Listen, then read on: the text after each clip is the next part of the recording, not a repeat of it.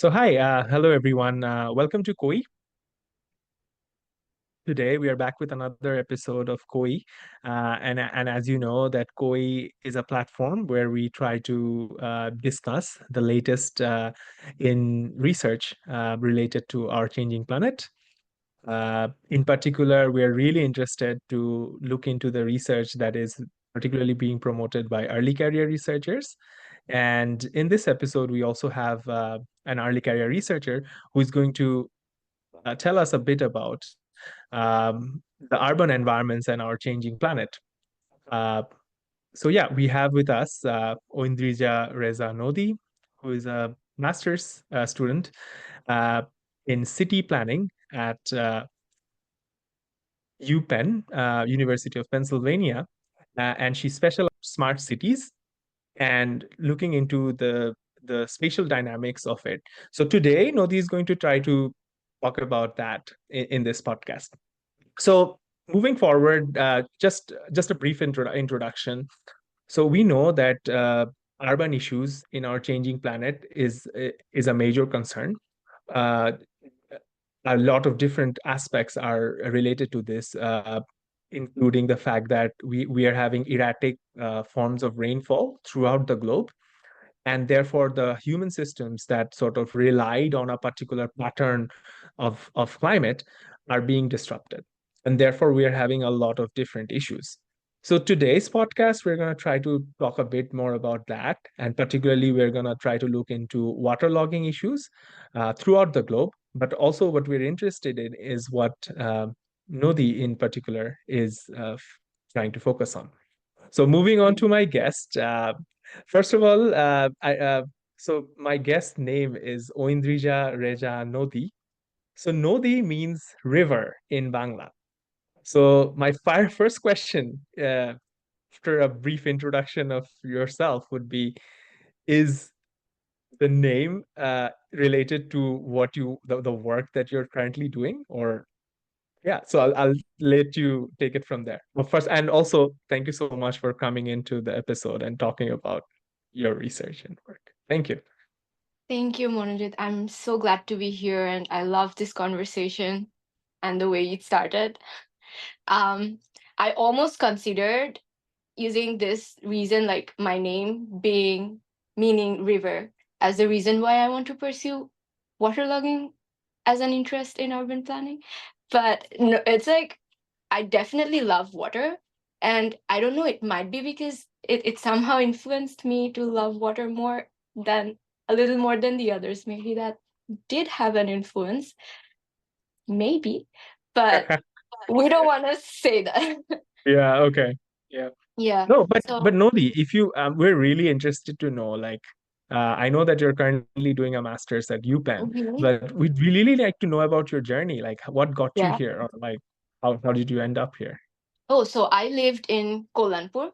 It's a very dense neighborhood in Dhaka, and there was a very ugly canal beside me. I was like every day I was walking past it and smells, but we have to walk past it, and it caught my eye, and that's where I wanted to know what can we do about this water body because we are interacting with it, but we hate interacting with it. Can we change how we interact with it? Can we start loving the water body that I have right beside my house? So when I was supposed to propose or work on a thesis in my final years of undergrad in architecture, I just wanted to study more about canals and um, especially because we are a deltaic city, and that means we have to interact with more water bodies than a lot of other cities in the world. This is like what defines Dhaka. The floodplain itself defines the landscape of Dhaka, and we are constantly trying to ignore the fact that we are, in fact, deltaic. We forget it because, Absolutely. yeah, because colonization brought in different ways of transportation and it erased our identity Right. as. No, absolutely. I want to second you on that. I'm from Dhaka myself, and I've gone Yeah. through the similar issues. Like I don't even know the last time I saw a water body, even remotely close to where I was. So Yeah, so basically we sort of grew up in a state where we really didn't know what a water body was, right? So exactly. yeah, and so that's why it's sort of like as you were talking about the colonial mindset and that aspect sort of like removed the concept of water bodies and rivers and the natural Mm. aspect of it from our childhoods, right? Yeah. Yeah. So basically, that's why I wanted to study um a bit more about water bodies, and it turns out that it's very related to the political, socioeconomic, and cultural aspects of a city, and that's where I wanted to work, like learn more about city planning itself. And then I found myself at UPenn because it has great people working on water policies already, and I followed them, just like track them and try to be here, learn more from them. Absolutely. I think that was like such a personal, like a great personal story about Yeah, how like a particular problem led you to where you are today. And yeah, and that's the definitely. focus of our channel. We really want to bring out these stories and sort of the stories behind the research and the motivation. So I'm yeah, really thanks glad. for sharing that. Yeah, I'm really glad I Right. got to talk about it. Yeah, absolutely. So moving on, Nodi. So just to a bit more on to today's topic. So we are trying to talk about like the issues that we're currently facing, especially in the urban environment due Yeah. to the advent of climate change. So do you want to sort of take us to that trajectory and sort of make like so tell us more about like what are the problems and what are some of the problems that you think or you're focusing on? Oh, that's a very interesting thing to talk about. I feel like the biggest problems that a city are facing currently are all mostly driven by climate change, but we are in denial most and are oblivious to it. When we see a city is becoming densely populated, parts of the reason are migration, which are for cities like Dhaka, and then for cities, a lot of cities in um, the other parts of the world are facing this sort of migration simply driven by climate change, and we're then unaware, like we're then struggling to tackle with the density that, and then increasing poverty rates in a city, and then the squatter settlements that are coming, and most of these problems are like inter correlated, or it's like a domino effect. So it's like a group of people who are lower income or living under the poverty rate are more disproportionately impacted by these problems. So it's something um really bad. I mean, that's what I am currently trying to understand, which groups of people are disproportionately impacted all across a different group, like all across the world in Right. different cities, um in like in with regards to mainly waterlogging issues, like Right. so. Yeah, so that's a really great tangent, and it's really nice that you're talking about like the greater issues that we have as a human population and how climate Mhm. change is just like making them worse, and therefore it's Exactly, it's yeah. it's taking us to a stage where it's really hard for us to, as you're talking about denial and sort of just accepting the fact that this is related to the climate is something I feel like we struggle. And first of all, I had an impression that that's the state in Bangladesh, but moving abroad I've seen that it's definitely a Exactly. global problem.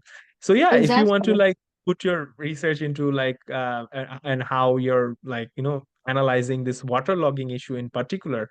So why is it a big problem? Why is it, and in what context? Why do you think it's like a major issue? um can I like can I like show you a series of Sure. can I just share a series of work that I've Yeah, done in to sure. talk. I'm just yeah. Yeah, you can go ahead and share your slides. Perfect. Mm,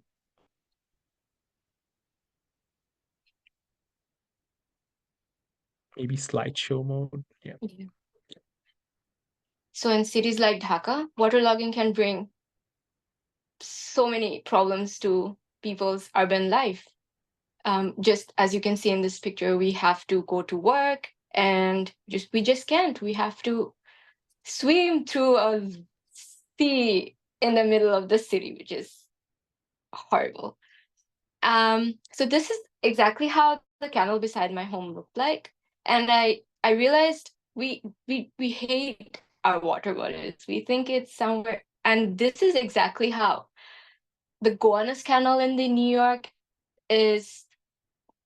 It looks like they've tried a lot to work on it, but it's still very, very highly contaminated. So this is like a global scenario where we all um, dump our waste in the nearby water bodies, especially because these were created, like canals or creeks were used for industrial purposes of historically that gave us a sense of ownership over these canals, and we can use them in any way we like.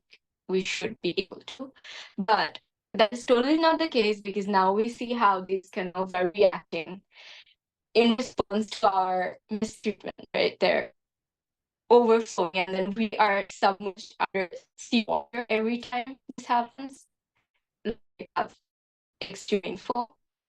Into the dynamics of Dhaka city, where there were like multiple regions of canal networks, and I felt like an opportunity to create regional um, water body based transportation systems where people can go to their houses and travel like short distances within their neighborhoods using the network of canals.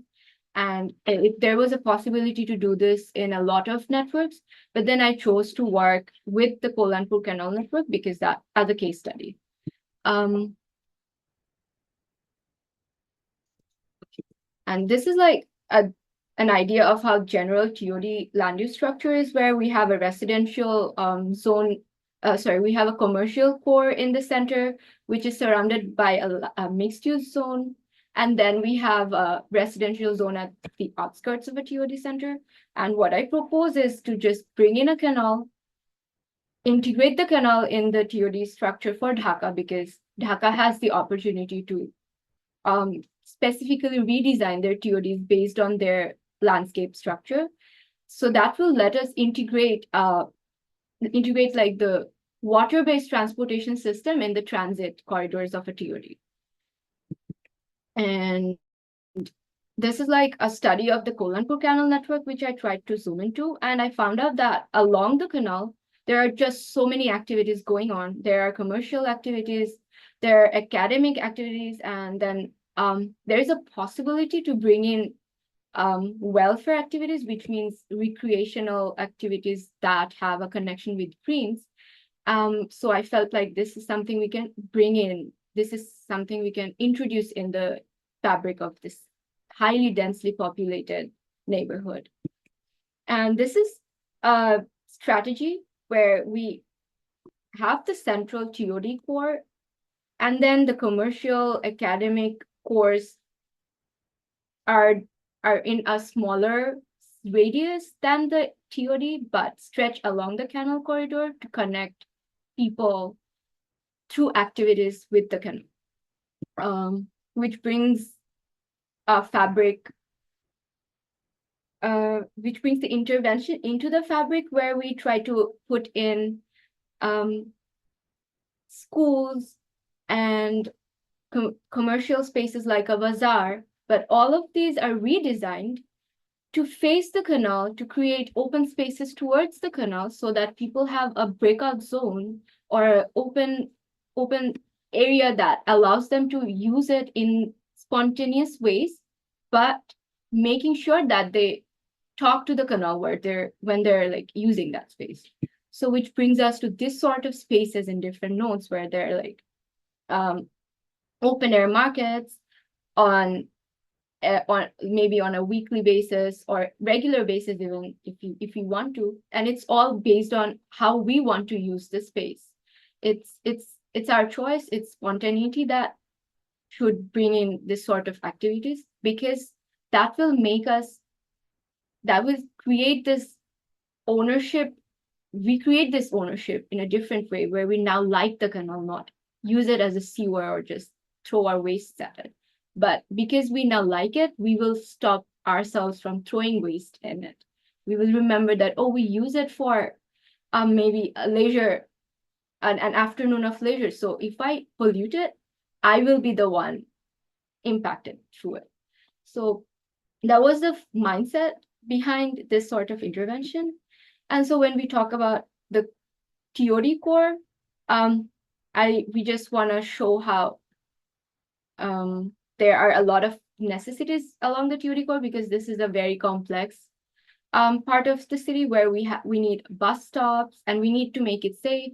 We will see a lot of commercial activities here because of the amount of people moving in and out of this place, and we'll also see residential fabric here to some extent, because this is Dhaka and we cannot just ask people to leave.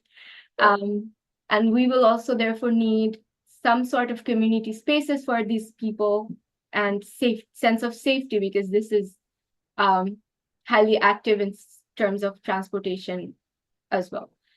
So that brings a lot of aspects like community gardening and opening up the edges of residences along the canal for mixed use fabric, or like for shops, pharmacies, small grocery stores, so that people have a scope of economic generation from this whole activity.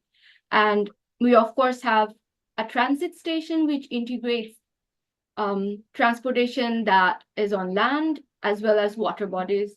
And we need green open spaces so that um, like the so we need green open spaces, and we need like to make this spaces under the bridges safe as well, because so when we have a canal, we have bridges on top of it, and we will expect people to have to take the route that takes them below the bridges, and these places can turn very unsafe in our context, in a lot of contexts. So it's important that we redesign these spaces as a more lively, populated, commercial place, so that there, so that this sense of safety is there when they're walking past. So that was my design intervention for my undergrad thesis.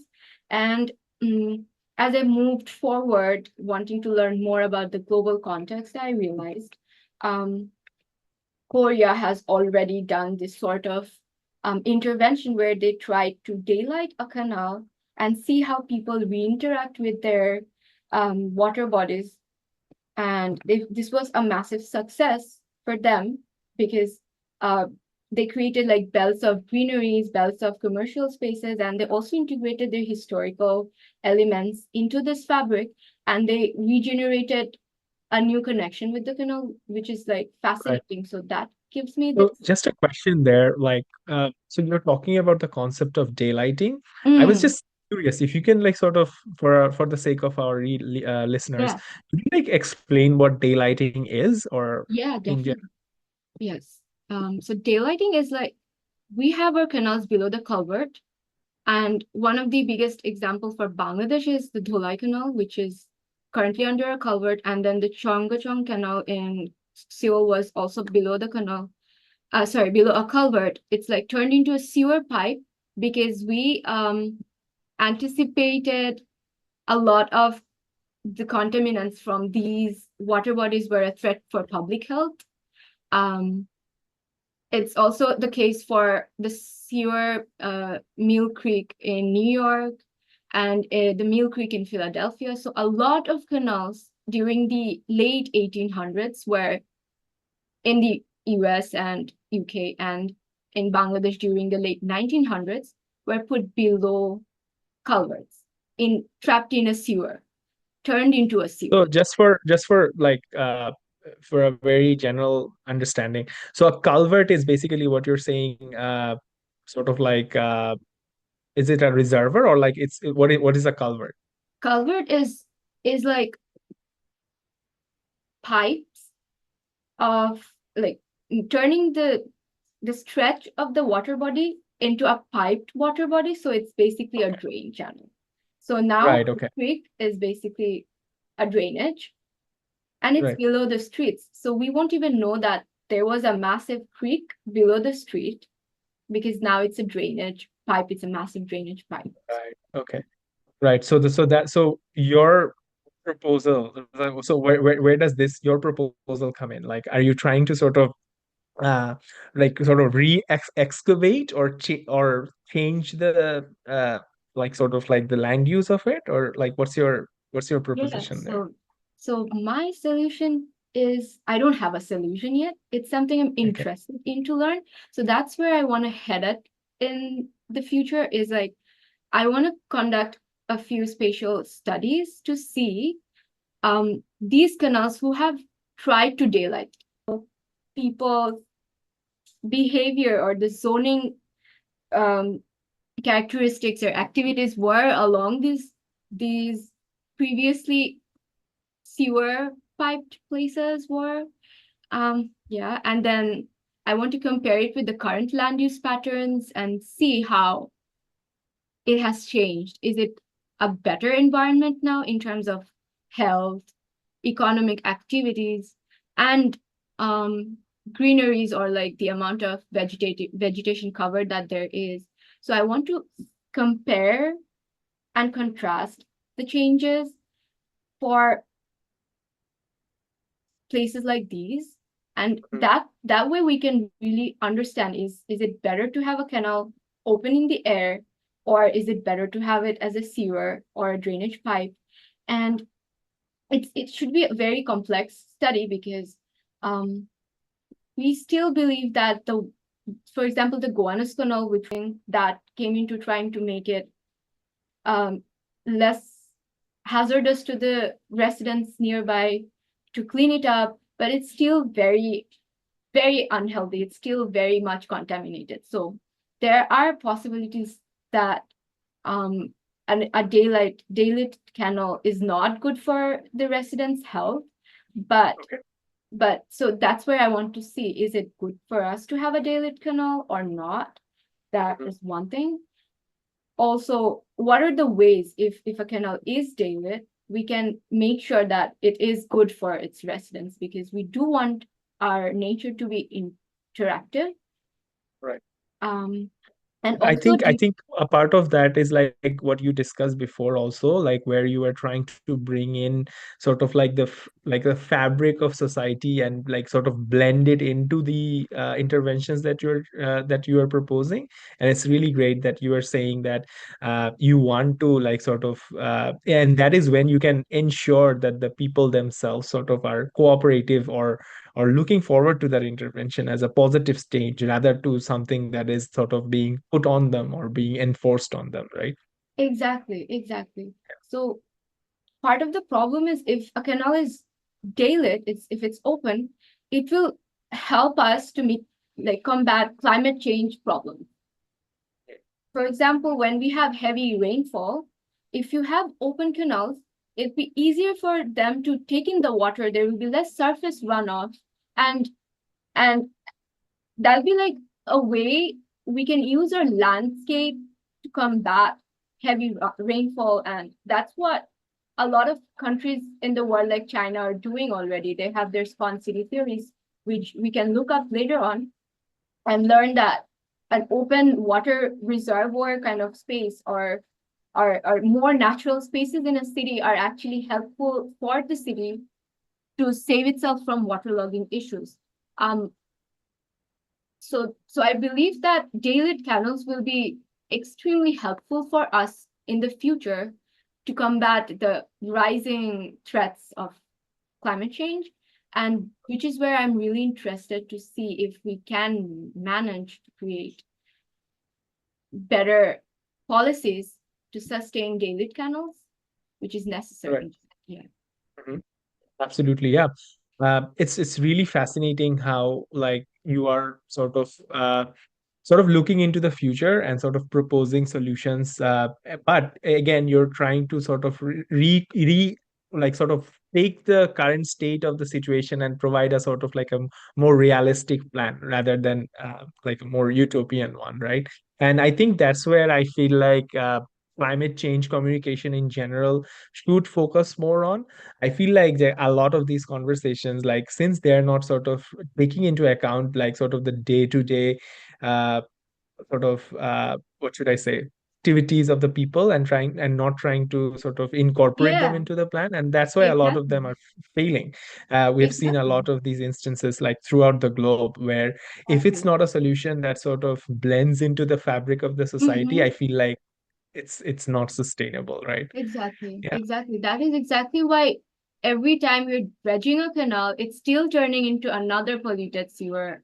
And one of the biggest problems of this sort of uh like contamination is that a particular group of people are impacted disproportionately, usually the low income people. And in the US, we see there like low income people of color, and in Bangladesh, we see migrants or like low income workers from coming in from other parts of the country. So it's like these people who are impacted disproportionately will never be able to recover, and we will not be able to see exactly the problems that the world is facing right now because we are not impacted by it directly yet. So Right. it's a really tough battle to. Of course, yeah. No, absolutely. Yeah, thank you so much for sharing your insights on that. The next, like just moving on for the sake of Yeah. time, is like what do you feel are sort of the next steps towards your research, or where do you see it sort of going in Mhm. sort of like maybe in the next 5 years or so? Oh, that's something really interesting. I might really want to look into the energy perspectives of the canals and economic and political perspectives. And I really want to look into the policy initiatives that can shape this sort of interventions because the biggest barrier to any intervention is funding, policy, and the political elements that act behind it. So we might have a very smart and a very like community driven planning blueprint in front of us, but we'll not be able to implement it as long up until it has like created a good political policy wise impact in like the upper stages of its implementation process. So that is where I want to focus on. And let's see where. Yeah, it's really great that you are sort of thinking about policy, because I feel Yeah. like that is where the most change is sort of needed. Any type Exactly. of like climate interventions, we see it every day that scientists come up with all these like sort of which interventions which look great on paper, but if you don't have policy which are sort of or if you don't have a way to communicate that with policymakers or other Exactly. stakeholders, that's Exactly. where sort of a lot of these Yeah. projects We're failing. go Yeah. down the Yeah. train. Yeah. So Nodi, just moving on to another aspect. So you know that in our channel, and you have shown us like very beautiful maps and diagrams. So I'm interested. I know that it's your personal interest to look into this also. So how do you think like these geospatial analysis are sort of helping you solve some of these Mhm. issues, or what aspects of it are you interested in? Okay. Um, when I was like working on the Kalyanpur Canal case in my undergrad, I severely lacked geospatial skills, and I tried to like work with GIS, learn how to collect like land use data, vegetation cover data, or like um poverty data and all that stuff. But see, I feel that architects have very little um connection with geospatial data. They do, but they themselves do not navigate around this sort of techniques, but they therefore collaborate with um, planners and geographers, which is amazing, which is something I came across while I was working. And I saw this beautiful collaborative efforts, amazing in terms of analysis and and a very analysis driven decision. So that's where I thought I want to study city planning because this is giving me a hands-on um uh this is letting me build my skills on geospatial techniques where I currently am using census data. I'm using a lot of um zoning data, a lot of other hydrological and like landscape related data to layer them up and make a decision based on the layers of elements, which is amazing, which gives me this satisfaction that whatever decision that I'm taking right now might not be the best, but it has a logical reasoning behind it, which is visible in front of us, which is not like just in our minds. So, Right. so that is really exciting as an architect. Absolutely, yeah. Yeah. I'd like to add on that, like, the beauty of GIS is that you actually can show, and this brings the point of what we were saying before of how communicating with policymakers is an issue.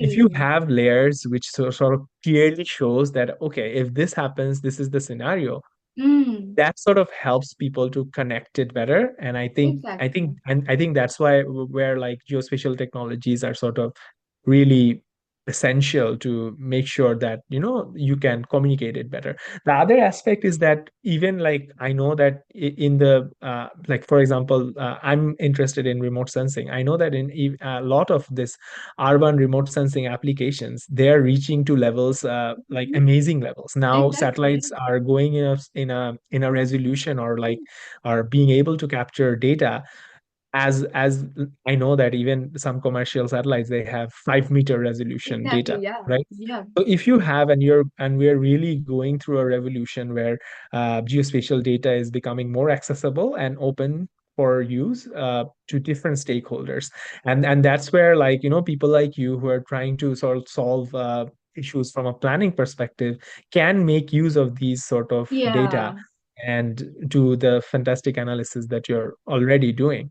So Yeah. yeah, so That's I feel like it's like a really good opportunity for a lot of different stakeholders or disciplines to come mm, together to fight a common yeah. problem. Yeah. I just want to add to your um last like stuff that you just mentioned, that how data like that remote sensing has become so efficient that we can collect such a granular level of data that so we were just talking about not being able to capture um, a particular area's internet coverage because the trees would not like the vegetation cover would not let us penetrate through and learn which places have it or not.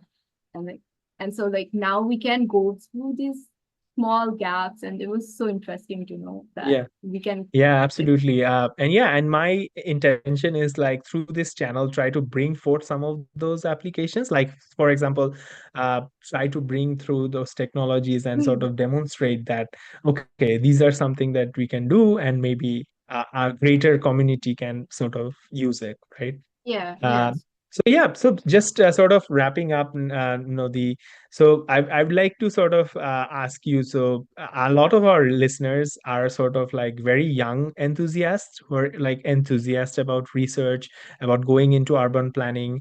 Do you have any particular advice for them, like what route they should go into, or any advice in general? um so it's like I don't want to discourage people, but planning as a profession is kind slightly does not pay as well as you might expect yet. So if you want to pursue this field where you are really, really passionate about solving massive problems, you will never be able to solve them. But like being a part of this conversation, you it's it's it's amazing. It feels really great when you work towards something that you're passionate about. So it's important that you follow streams that interest you. That way you'll be able to develop amazing thoughts, and you will see how your brain clicks just like that. And and it doesn't feel like hard work because you are enjoying the process of navigating these policies and then these problems. And and you will love communicating with the neighborhoods. It'll be a really fun communication um process, and it's going to be fun for you if you like follow the stuff that interests you. So it's Right. just I if I'm not saying that what I did was like the best way for everyone else to follow, but this is one way just to keep a track of what interests you, and if it really resonates with your inner like vision about what you like to do, you should pursue it. And Absolutely, yeah. Thank you, Nodi. Those were very inspiring words, I should say. I think I feel absolutely the same way. mm, I think any sort of research which sort of has like a greater purpose, or sort you sort of it's easier to sort of wake up every day and get at it, right? exactly, It's yeah. it's otherwise it's really hard to motivate yourself to Mm, go there. So yeah, but like yeah, but a significant portion of this is like to also I feel like staying open to challenges. Like I should bring out the example that you brought up, that this is sort of like a personal problem to you, right? It started off yeah, from sort yeah, of like a canal right beside your house, and you were passionate enough to sort of see it through, and you're still trying to like work towards that same problem. I think mm, that's how you sort of be open to like the different problems in our society and try yeah, to sort of work towards them. So yeah. thank you, Nodi. It was like really great talking to you and knowing a bit more about your research. So yeah, and I encourage my listeners to keep following the channel for more engaging conversations. Thank you. Thank you so much. It was absolutely wonderful.